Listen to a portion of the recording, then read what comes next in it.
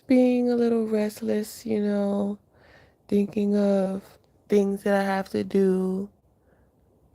Um, it's, it's like, working, having your own business, being an entrepreneur, trying to stay as morally balanced as possible, you know, trying to still keep your own authentic identity and also follow, you know, the rules and the regulations of God, and realizing that a lot of things that I've done not been so great, um, but I've been repenting and healing and releasing old things that I used to do, even when it comes to like dating. So this is basically about the evolution of dating in 2023. I've experienced, and there was this YouTuber that I was watching, and he was basically speaking about how, you know, you know, the mind games, and just basically about like everything you go through in your dating life. And oh, this is what he said. He said, how many men or women, depending on who's watching,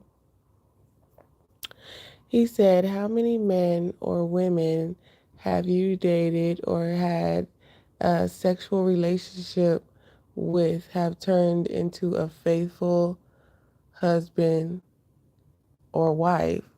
And when I was thinking about that, I was like, not none of them. You know what I'm saying? Like, even the ones who probably are married or are in a relationship, I know that the same way I was treated is the same way that they are being treated or will be treated. It's not like I go around snitching like, hey, your dude's this, because it's not my path. I've already exited that path. I've already realized there's a dead end. So I stopped traveling down that. And, especially when people try to make it seem like they got something, it's just like, Lord, if only you knew how much I do. It's giving. If only you knew how much I do. um, so yeah, it's just, the YouTuber that I'm referring to is I think I've shouted this YouTuber out before, Tony Gaskins. And some things, everybody have their own opinions, their own biases or whatever, and how they believe. You definitely have to take things up with God and see what fits best for your life, because everybody's journey and how they meet their soulmate, um, or how they meet people that they're meant to work with or just love as family and friends, is always different. People come together and evolve. It's not always this storybook cookie cutter. This is how y'all come together, because we all have went through things and done things before we even met our significant other. And had we still been in that lower vibrational energy and doing those actions and speaking and thinking the way that we used to, we wouldn't, be where we are today. For those of you who have found your soulmate, who are in a committed, God fearing relationship. And I feel like the reason why a lot of us are not in God fearing, committed relationships is because we settle for things that are not in alignment with God fearing, committed relationships. And that's really what the big problem is. Either you don't really care about how much a man works, as long as he's, getting up and doing what he needs to do as best as he can, and you are judging him on his character. As Tony said before, too, you are judging him on his character or judging her on their character. But then you have the other side of it to where it's like you dealing with their insecurities, and sometimes it's too much. It's like, look, I don't care what you make or anything like that, but if you just finna sit up there and treat me like I'm your personal loan or personal piggy bank, then we got a problem. You know what I'm saying? I can do what I do, and I can't do what I can't do, you know? So it's like if someone's gonna keep pushing you and pushing you like you're their personal ATM, it's like, what are you doing in your life to help yourself? You know what I'm saying? Because if I wasn't here, then what would you do? You would make it happen. So you shouldn't make someone feel like they're obligated to take care of you financially. And this is for women too.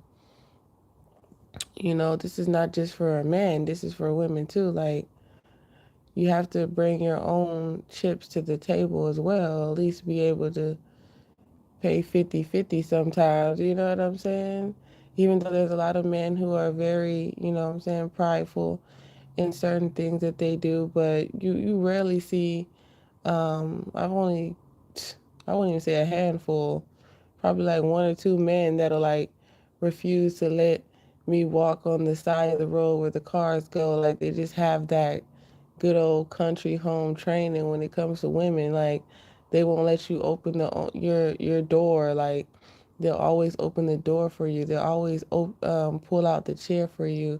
It's just those little sweet little things that just extra. And I feel like if a man is not willing to put all the little details into a relationship or getting to know you, I feel like, you know, sex and fellatio and all that, it's like you're willing to expose yourself that much to a person, but you're not willing to go the extra mile to pay attention to the details, to even claim that person in public. It's like you'll claim them in the dark, but not in public.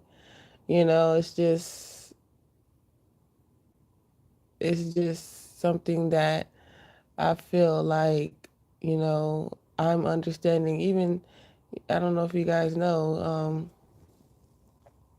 I'm 30 years old, so it's about that time. So I feel like those people who are like 30 and up, or reaching, like, because age doesn't define maturity, of course. And if you're like 25 right now, or 25 and up, it's kind of like you're starting to see those type of patterns. Not everybody um, had someone to really instill those values and morals into them. I've been really battling the Jezebel spirit my whole life, because of my childhood and things that happened to me and things that I seen and learned, and I thought that they were normal. I thought it was cool. Like, women are like, oh, I got the best pee, the best throw, and all that. And then to add to the music, you know what I'm saying? And the men, and you just think like that's the cool thing to do. Or, if I don't, then someone else will. It's almost like let that, let the ones who will go, you know what I'm saying? Like, let them have the ones who will, because you know what comes with that territory, something that you don't want, and something that you might not always be able to get rid of. You know what I'm saying? So it's almost like you have to see what's more important um in life. Is your life more important than the fantasy, the lust, the desires of a partnership, a relationship, a marriage, a child? You know, it's almost like you're selling your soul. It's almost like your desperation is outweighing, um, our discernment when it comes to, relationships. And like I said before, it's due to the fact that, you know, us as society has been settling, for less than what we deserve, for less than what we want. And I've always respected every man with high standards, because if I'm not at my best, I always seen that. Like, of course, my ego, I'm like, like, what you mean? Like, just because, you know what I'm saying? And I've never, like, I've had my I've had my ups and my downs, but I've never been like an addict or addicted to anything besides probably physical interactions, and it's never been with multiple people. I always just kept the familiar small circle, of situations and things of that nature. But I can say that at some point in my life, like, I think it definitely had something to do with, my childhood. I felt like I needed that. Like, if that wasn't like involved, I would be like, I never met a man that was like, let's wait. Actually, I have, but then at the same time, like I said, you never know because some people are like masters at manipulation. So, I'm not saying that every time I dated someone, I had sex with them on the first day. No, there's been like, I haven't really been in a lot of relationships, so I can't say there's many of times, but 3 to 6 months and things of that nature. That's definitely happened. And then next thing you know, 2 years go by and nothing grows. So I mean, it really has nothing to do. It has everything to do with like chemistry and just characteristics. And you know what I'm saying? Like I said, once you find who you are, then you'll know who you're looking for, because if you don't know who you are, then you can't really deal with any other personalities besides yourself. I feel like that's just self sabotage, in my experience, in my opinion. And y'all let me know in the comments below if y'all resonate with this message. Y'all make sure y'all like, share, and subscribe. Hit that notification bell so you know when I go live if you're feeling the royal vibes. Um, but yeah, uh, I felt like I've definitely fallen short of, letting my expectations be known because I'm so empathetic. Like, I try to say like I'm so understanding, but it's like sometimes it's at a detriment to my own, I'm saying, emotions. And my emotions affect my money. So it's like I'm learning to like let things go, not take it so serious and keep, my boundaries and my guard up. And I'm afraid that once I do that, like, I'm really not going to trust anyone. I'm never going to let anyone in. And that's another thing. Like, I don't want to be like that. You know what I'm saying? But I feel like God has just been pushing me to that point, like, to even wait until I find someone that's actually serious on the same understanding, the same level, the same goals. You know what I'm saying? Because I don't want to waste my time. I have 2 children, so it's like I don't want to waste their time either. And I've never been like, oh, let me just introduce you to my children. Like, if I let you like get that close, then I really care about you. And I feel like a man and should know that. You know what I'm saying? I know some women that is like, oh, I don't care. My kids meet everybody. Like, no. So I feel like that's a big thing too. So just, pay attention, know yourself. Um, just stop giving it up. Stop giving it up. Everything. Tony was like, don't even put your breasts together. That's still a hole.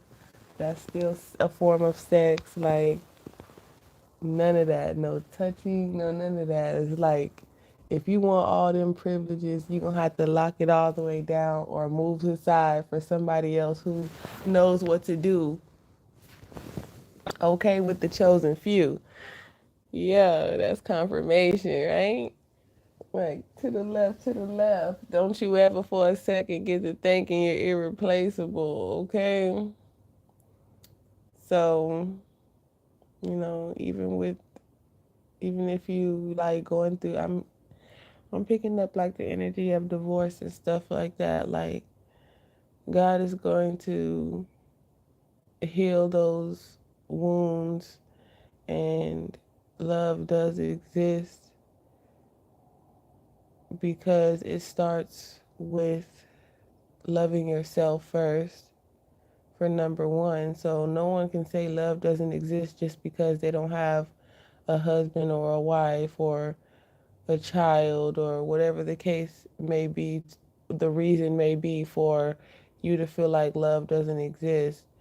Um, because if you feel like love doesn't exist, that means we still have a lot of healing to do when it comes to the love that you have for yourself and the love that you have for God. Because to say that love doesn't exist is to say that God doesn't love you. And that is the first lie that you could ever tell yourself, the worst lie you could ever tell yourself. So keep on believing, keep on evolving, know your worth, and get this money. Good night, y'all.